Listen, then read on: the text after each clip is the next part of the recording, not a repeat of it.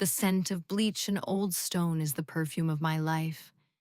It clings to my hands, my clothes, my hair, a constant reminder of my place. I am Ilara, Orphan, Omega, and on the eve of the Luna trials, I am scrubbing the flagstones of the Great Hall on my hands and knees. The rough stone bites into my skin, but I barely feel it. The cold seeping through my thin tunic is a familiar companion. My world is this floor, these walls, the dismissive glances of the pack members who stride past without seeing me. They are preparing for the celebration, their sense of vibrant tapestry of excitement and anticipation, pine and river mud from the warriors, wildflowers and honey from the unmated she-wolves. My own scent is muted, intentionally suppressed, the faint aroma of wild lavender and crushed stone easily ignored. Tonight, Alpha Kyle will choose his Luna. Every eligible she-wolf in the Blackwood pack, from the highest beta bloodline to the lowest born delta, will present herself.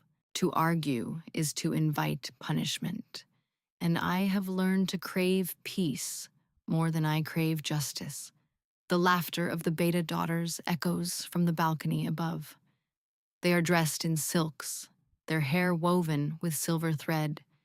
They smell of victory and entitlement. They look down on me, their eyes holding a mixture of pity and contempt that is far worse than simple hatred. Imagine, one of them whispers, her voice carrying easily in the cavernous hall, being her, wolfless, mateless, forever. The word wolfless is a physical blow. It is not entirely true, but it might as well be. An Omega's wolf is a shadow, a ghost. It has no strength, no voice, no value. It cannot rise to the call of an alpha. And so tonight I will remain here, in the shadows, polishing the floors upon which a new Luna will soon walk. As the sun dips below the horizon, casting long, bloody fingers of light through the high, arched windows, the hall fills. The air becomes thick with 1,000 scents, a heady, overwhelming perfume of power, desire, and anxiety. I retreat to a dark alcove behind a tapestry, my work done. From here, I can watch unseen. It is a foolish thing to do, a form of self-torture, but I cannot pull myself away. The pack parts as Alpha Kale enters. The air crackles with his presence. He is everything an alpha should be, tall, powerful, with eyes the color of a stormy sky. His scent rolls through the hall like a tidal wave, a potent, intoxicating mix of winter pine, cold steel, and sovereign authority. It commands respect. It demands submission. It makes my weak wolf, my silent passenger stir for the first time in years. A faint, questioning tremor runs through me. Mine? The thought is so alien, so impossible, I dismiss it as a phantom of my own desperate loneliness. He takes his place on the dais, his face a mask of stern duty. The trials begin. One by one, the she-wolves approach. They offer him a bow, a smile, a glimpse of their strength. He is courteous but distant, his gaze sweeping over them without landing. None of them carry the scent his wolf is searching for. The pack's collective breath is held, a tense silence punctuated by the rustle of silk and the soft padding of feet on stone. Then something shifts. A current of energy pulls through the hall, a strange magnetic hum that seems to originate from the moon, now rising full in silver in the window. Alpha Kyle stiffens. His head lifts, his nostrils flaring. He is scenting the air, not with the casual assessment of a leader, but with the frantic, desperate search of a wolf who has just caught the scent of his other half. His storm-gray eyes scan the crowd, passing over the line of hopefuls, searching the shadowed corners. And then they find me. His eyes lock onto my hiding place. It is impossible. I am shielded by shadow and tapestry. My scent is a whisper, but he sees me. He sees through it all. My wolf howls, a sound of pure desolation that only I can hear before she falls silent once more, plunging into a darkness deeper than before. I stare at him, my vision blurring with tears I refuse to let fall. I see not an alpha, but a coward, a man who chose pride over his own soul. He will not meet my gaze. He turns away, addressing the pack as if I have already ceased to exist. She is a disruption, he says, his voice like flint, a distraction from our sacred duty. She does not belong here. He looks at his guards. Remove her from the territory. By sunrise, I want her scent gone from this land. Exile. He is not just rejecting me, he is erasing me. The guards advance, their expressions a mixture of pity and duty. I do not resist. There is nothing left in me to fight with. As they drag me from the hall, past the jeering faces of the pack that was once my own, I catch his scent one last time. Pine and winter and steel, now tainted with the bitter tang of regret. It is a scent I will carry with me into the lonely darkness, the brand of my humiliation. The wilderness is indifferent to my pain. The guards escort me to the edge of the territory, a line marked by ancient carved stones, and leave me there with nothing but the clothes on my back. They do not look at me as they turn away, their shoulders slumped with a shame that is not their own. The forest is a wall of black trees and unseen things that rustle in the undergrowth. The air grows cold, biting at my exposed skin. The ache in my chest is a living creature, a venomous serpent coiling around my heart, squeezing the life from it. Every breath is a fresh wave of agony from the sundered bond. I can feel him miles away, a phantom limb that has been violently amputated. I walk. I do not know where I am going, only that I must move away from the source of my pain. The moon, which had seemed so full of promise an hour ago, is now a cold, mocking eye in the sky. Hours pass. Their wolves were often quiet, dormant, because their power did not come from the beast within, but from the celestial body above. Kale had rejected me for being wolfless, when in truth, I held a power his pack had not seen in 1,000 years. The irony was so bitter it almost made me laugh. From that day on, everything changed. I was no longer Ilara the outcast. I was Ilara of the glimmering mark. The dispossessed, who had no alpha, began to look to me for guidance. My silver power, which I learned to call and shape, could heal wounds, create shields of light, and strike with formidable force. We were no longer just survivors. We were a force to be reckoned with. We renamed ourselves the Silver Fang Pack, and they chose me, the rejected Omega, as their alpha. I did not rule through dominance and fear like Kyle. I led through respect and shared strength. We built a new home, a new life, carved from the rock and ice of the mountains. Far from the world that had cast me out, my life is my own. I want for nothing. But at night, when the moon is full and my power sings in my veins, the old wound still aches. The bond, though broken, is not gone. It is a phantom thread, a cold echo that connects me to him. I feel his loneliness, his growing desperation as a faint thrumming in the distance. And I hate him for it. I hate him for the ghost of him that still haunts me, for the part of me that is still tied to the man who tried to destroy me. My name is Kale. I am the alpha of the Blackwood Pack, and my soul is a barren wasteland. For 3 years, I have lived in a self-made hell. The night I rejected her, I told myself it was for the good of the pack. An Omega Luna would have been a sign of weakness. My counsel, my father's advisors, had whispered poison in my ear about duty, legacy, and strength. I listened to them instead of my own wolf, and my wolf has never forgiven me. He is a beast of rage and agony trapped inside me. He claws at my insides, howls her name in my sleep, and fights my every command. He blames me. He is right. The pack is weakening. Our hunts are less successful. Our warriors are restless. Our borders are tested by rival packs. My focus is shattered. I cannot sleep for more than an hour at a time before waking up in a cold sweat. Her scent, wild lavender and crushed stone, a ghost in my empty bed. I tried to complete the Luna trial after she was gone. I stood before the most powerful she-wolves in the pack, beautiful and strong betas, and all I could scent was ash. Their aromas were meaningless, their touch repulsive. My wolf snarled at them, seeing them only as obstacles, as not her. I have no Luna. I have no mate.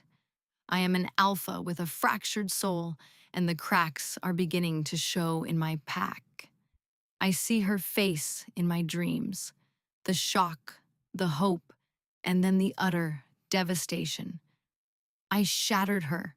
I took the most sacred gift the goddess can bestow and trampled it under my boot for the sake of pride. There is no atonement for such a sin. I have sent scouts to search for her, quietly, without the council's knowledge.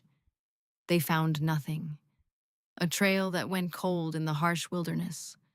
Most assume she is dead. The thought is a knife that twists in my gut every single day. I pray to the goddess that she survived, even if it means she lives a life where she rightfully despises me. Now, a new threat has emerged. A darkness creeping in from the blighted lands to the east. They are called void hounds, creatures of shadow and malice that drain life from the very soil they walk on. They kill not for food, but for sport, leaving behind desiccated husks of deer, of wolves, of anything that lives. They are encroaching on our territory, and my pack, weakened by my broken leadership, is struggling to hold them back. My warriors fight with courage, but we are losing ground. I am losing control. My wolf reminds me every waking moment that with my mate, with my Luna, our power would be whole. We would be invincible. Without her, we are dying. Back in the Silver Fang territory, a new alpha has come to our mountain. His name is Lysander, leader of the Stone Creek Pack, a group of rogues who have settled in the foothills. He comes not with challenges, but with an offer of trade. Furs for medicinal herbs. He is unlike any alpha I have ever met. His power is a quiet, steady thing, like a deep river, not a raging storm. His eyes are the color of warm earth, and they hold no judgment when they look at me. He scents the broken bond on me, the scars of my past, but he does not flinch. "You lead your pack well," he says, his voice calm and even. The whispers from the lowlands reach us eventually. Travelers and traders speak of shadow creatures, of a blighted land that spreads like a disease, of the Blackwood Pack growing weaker by the day, led by a haunted, failing alpha. I tell myself, it is justice. I tell myself his suffering is a balm on my own wounds, but it is not. Hearing of his pack's demise brings me no satisfaction, only a dull, familiar ache. Our fates, it seems, are still entwined, whether I like it or not. The day I know I can no longer ignore the outside world comes with a refugee, a young she-wolf, half-starved and terrified, stumbles into our territory, collapsing at the feet of our sentries. She wears the faded insignia of the Blackwood Pack. We bring her to my cavern, give her food and water. Her name is Lena, and her eyes are wide with the horrors she has seen.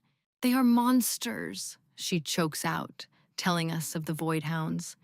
They move like smoke, and their eyes are burning coals.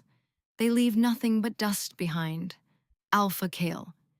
He fights, but he is not whole. The pack feels it. We are losing.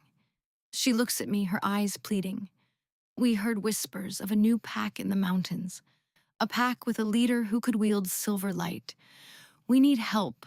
Blackwood needs help. My pack gathers, their faces grim. To help the pack that exiled me, that laughed at my humiliation? It is unthinkable. Greyback spits on the ground. Let them rot. They cast you out. Why should we lift a finger to save them? His sentiment is echoed by many. The wounds they carry from their own pasts are still raw. But I look at Lena's terrified face, and I do not see the pack that scorned me. I see a she-wolf who is scared for her family. I see a people suffering for the sins of their leader. And I feel the phantom thread, the bond ache thrumming with a desperate, frantic energy. It is his pain, his fear, his desperation, bleeding across the distance between us. My power, the silver light of the moon, is a power of protection, of preservation. It is not a tool for vengeance. We will send scouts to assess the threat, I announce, my voice leaving no room for argument. We will not let this darkness spread. Whether we help Blackwood directly or not, we will fight it. Lysander, who is visiting for a council, nods in agreement. My pack will stand with yours, Alpha Ilara. This is a threat to all of us. He places a comforting hand on my arm, and I give him a grateful smile. But my eyes are drawn to the distant peaks that separate my new home from my old one, and a cold dread settles in my stomach. The past is not done with me yet. The scouts return with dire news. The void hounds are more numerous than we imagined, and a blighted corruption is spreading through the Blackwood forests, turning them black and brittle. They also bring another message, a formal request for an alliance, delivered by a Blackwood warrior to our border patrol. A request from Alpha Kale, asking for a parley with the mysterious Alpha of the Silver Fang Pack. He has no idea it is me. The irony is a blade twisting in my gut. He is coming here, to my home, to beg for help from the girl he threw away. I will meet him, I tell my counsel. Lysander stands beside me, his presence a solid comfort. Greyback and the others protest, but I hold up a hand for silence. I will meet him on our terms, in our territory. He will come as a supplicant, not as an equal. He needs to see what we have built. He needs to see what he discarded. My voice is cold, but beneath it, my heart is a frantic drum against my ribs. We arrange the meeting at the highest point of our territory, a wind-swept plateau we call the Eagle's Nest. It offers a commanding view of the mountains and the blighted lowlands beyond. I stand with Lysander and my 5 most trusted warriors, waiting. I am dressed not in silks, but in hardened leather armor, a silver-chased blade at my hip. My hair is braided back, and my face is set like stone. I am not the trembling Omega he exiled. I am the Alpha of the Silver Fang. I sent him before I see him. The wind carries it up the mountainside, that unforgettable, soul-deep fragrance of pine and winter and steel. It is weaker now, frayed around the edges, laced with the bitter stench of sleeplessness and despair. But it is still him, my dormant wolf, the one who has not spoken a word in 3 years, stirs and whimpers low in my chest. Mate. I crush the feeling down with brutal force. He emerges over the rise, followed by 2 of his guards. He is thinner than I remember, with dark circles under his stormy eyes. The arrogant certainty he once wore like a cloak is gone, replaced by a weary desperation. His eyes scan our party, searching for the leader. They pass over me once, twice, a flicker of confusion in their depths. He does not recognize me. How could he? The girl he knew was a creature of shadow and fear. I am Alpha Kyle of the Blackwood Pack, he says, his voice rough. I have come to speak with your Alpha. I take a step forward. You are speaking to her, I say. My voice is steady, colder than the mountain wind. His head snaps toward me. His eyes widen, the gray irises shrinking as his pupils flare. Shock renders him speechless. He takes in my armor, my stance, the warriors who stand behind me, their loyalty to me absolute. He takes in the faint, silver aura that shimmers around me in the sunlight.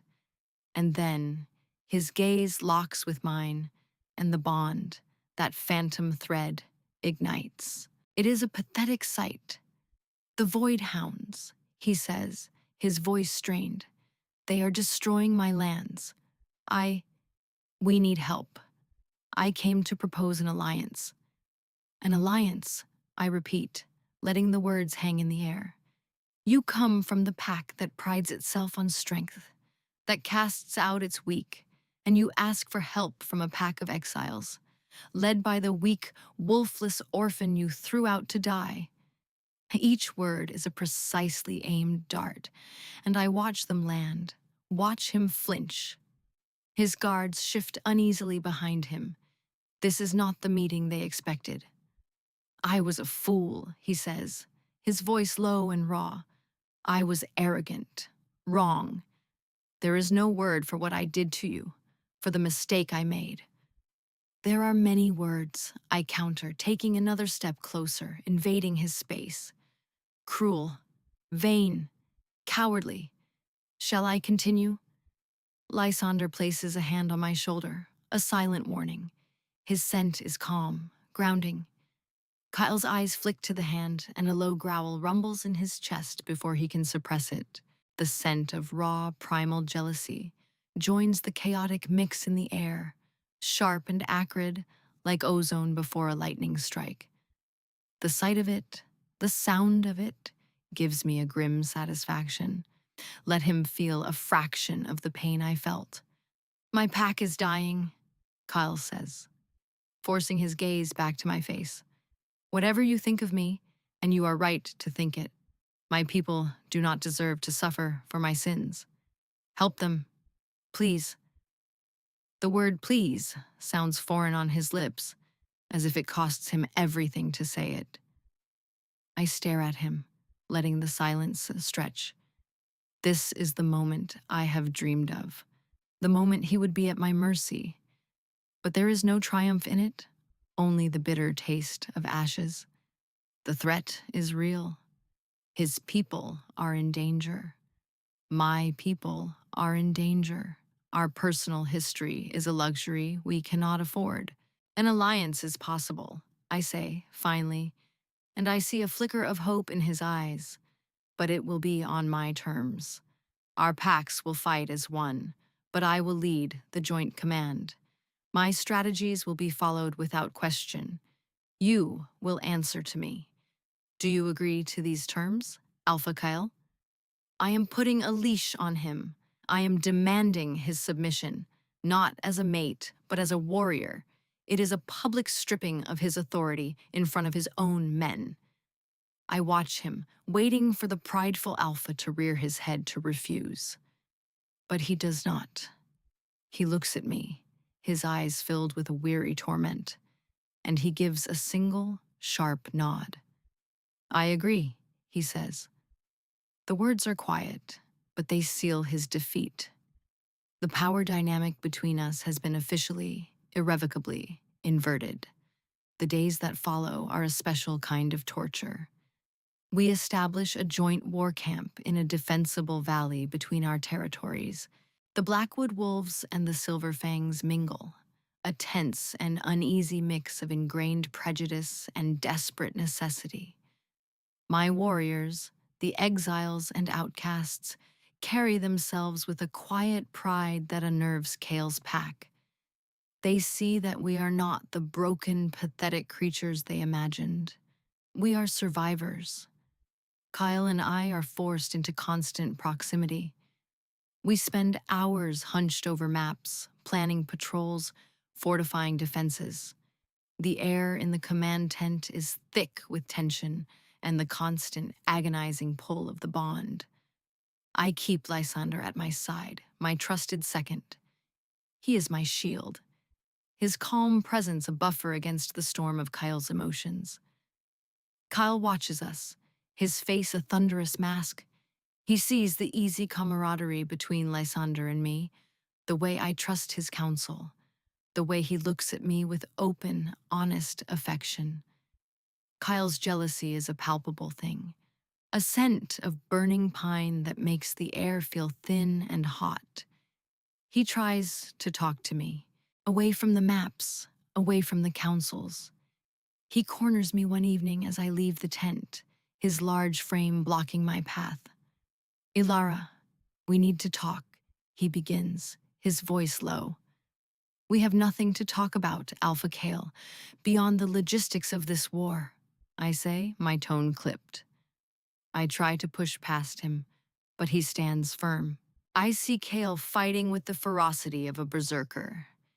He is not fighting like an alpha protecting his pack. He is fighting like a man with a death wish. He takes risks that are reckless, suicidal, throwing himself into the thickest parts of the fray. He is using his body as a shield for his warriors, taking wounds that should belong to them.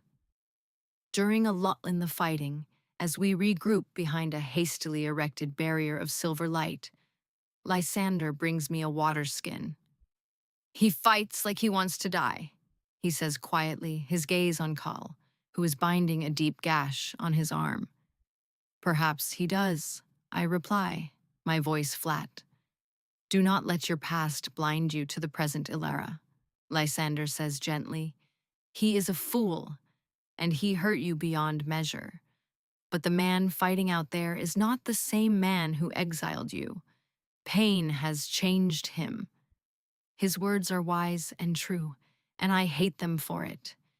It would be so much easier if Kel remained the one-dimensional villain of my memory, but the desperate, self-destructive warrior before me is a far more complicated problem. Later that night, the weight of command and the constant emotional turmoil become too much. I walk away from the camp, needing a moment of solitude. I find a small clearing overlooking a moonlit stream. The ache of the bond is a physical pain, a constant reminder of what I have lost and what stands before me now, begging to be reclaimed. "I knew I would find you here." Kyle's voice comes from the shadows. I do not turn. I do not have the energy to fight him right now. He walks to my side, but keeps a respectful distance. For a long time, we just stand there, listening to the sounds of the night. "I saw you with him," Kale says finally, his voice rough. "Lysander. He is a good male. He looks at you the way a mate should." "He is my friend," I say, my voice tight. "My ally. He respects me." "And I did not," Kale finishes for me. "I know. I see it now. I see everything I threw away. I see the alpha you have become, the leader you were always meant to be. And I see him standing where I should have been." He takes a deep, shuddering breath. "The goddess was right to give you to me. I was just too blind and too proud to be the male she knew you deserved." This is different from his other apologies. There is no self-pity in it, only a stark, brutal honesty. He is not asking for my forgiveness. He is simply stating a fact. Before I can formulate a reply, Lysander appears at the edge of the clearing. He takes in the scene, Kel and I standing by the water, the air thick with unspoken history. His face is calm, but his eyes are sad. He looks at me, and in his gaze, I see a deep and gentle understanding. He approaches me, ignoring Kal completely. "Ilara," he says softly, "we need to talk." He leads me a short distance away, giving us the illusion of privacy. "I am not a fool," he begins, his voice gentle but firm. "I see the way you look at him when you think no one is watching. I feel the way the air crackles when you are in the same space. I know he's your mate." "Lysander," I start, but he holds up a hand. "I know," he says, his smile becoming a little more real. "And you deserve a good man, so make sure he becomes one." He squeezes my arm one last time, then turns and walks back toward the camp, leaving me alone with my fated mate and the impossible decision he represents. My name is Kale. She is going to choose him.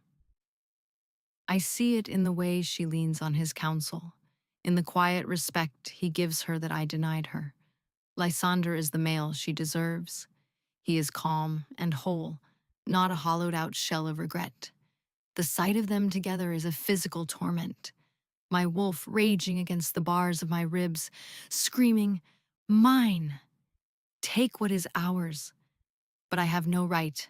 I forfeited that right 3 years ago. All I can do now is fight for her pack and mine, and hope that my death in this war might serve as some small penance for my sins. The final battle comes without warning. A great beast, a creature of nightmare and shadow, emerges to lead the Void Hounds. "I am not worthy of you," I choke out, the blackness closing in. "I never was. Your freedom is all that matters, never me. Please, live, be happy." I push the last of my life force into the words. "I release you. My pack is yours. My life is yours. I offer it all with no expectation. I am sorry." My strength gives out. I pitch forward, my head landing at her feet. This is my grovel. Not words of apology, but an act of sacrifice. An offering. My life for hers. It is the only gift I have left to give. I feel the last of my consciousness fading, the cold of the poison reaching my heart. My last thought is of her scent, wild lavender and crushed stone. It is enough. I watch him fall. I see the shadow claw strike his back. I feel the impact through the bond, a searing agony that rips a scream from my throat. He collapses, and then he does the unthinkable. He kneels, an alpha, kneeling, baring his throat. His words, ragged and poisoned, are not excuses. They are not pleas. They are a confession, a surrender, an act of pure, selfless repentance. He offers me everything, his life, his pack, my freedom, and asks for nothing. And in that moment, the ice around my heart does not just crack, it shatters into a million pieces. The 3 years of hatred, of bitterness, of carefully nurtured rage, all of it dissolves in the face of this ultimate sacrifice. He is not the arrogant boy who sent me away. He is a man who has walked through his own personal hell and has come out the other side, willing to die to right his wrongs. My wolf, my quiet, dormant wolf, rises up with a roar that shakes my very soul. "Mine!" she screams, no longer a whisper but a possessive, absolute command. "Ours, heal, claim." For the first time in my life, my heart and my wolf are in perfect, violent agreement. "No," I whisper, my voice breaking. "You do not get to die." I drop to my knees beside him, ignoring the beast of shadow that is regrouping to strike again. I turn him over. The pack is stunned into silence. First by our victory, and then by the sight of us walking side by side, our hands clasped, the power of our completed bond rolling off us in visible waves. Kale, healed and whole, stands before his people, but he does not stand alone. There are changes to be made, he announces, his voice ringing with a new, calm authority that is twice as powerful as his old arrogance ever was. My first act is to undo the greatest wrong of my life. He turns to me, his eyes full of reverence. Ilara is not just my mate. She is your Luna, but she is more than that. He looks back at the pack, his gaze unwavering. She is the alpha of the Silver Fangs, a hero who saved us all. From this day forward, we will not have one leader, but two. We will be led by an alpha and an alpha Luna as true equals. Her word is my word. Her law is my law. A murmur of shock and awe runs through the crowd. This is unprecedented, but no one can deny the power they feel. The truth in his words. They saw me on the battlefield. They see the silver light that still clings to me like a cloak. They see the way their alpha looks at me with a devotion that is absolute. Marcus, the old beta who advised Kale to reject me, lowers his head in a deep, respectful bow. The rest of the pack follows suit. Months later, the land is healing. The blight of the void hounds is receding, and new green life is returning to the forests. Our two packs have merged, the exiles and the established, creating something new and stronger than before. The old hierarchies have crumbled, replaced by a system based on merit and respect, not birthright. Kyle and I stand on the balcony of the Alpha's residence, watching the moon rise over our recovering territory. His arms are wrapped around me from behind, his chin resting on my head,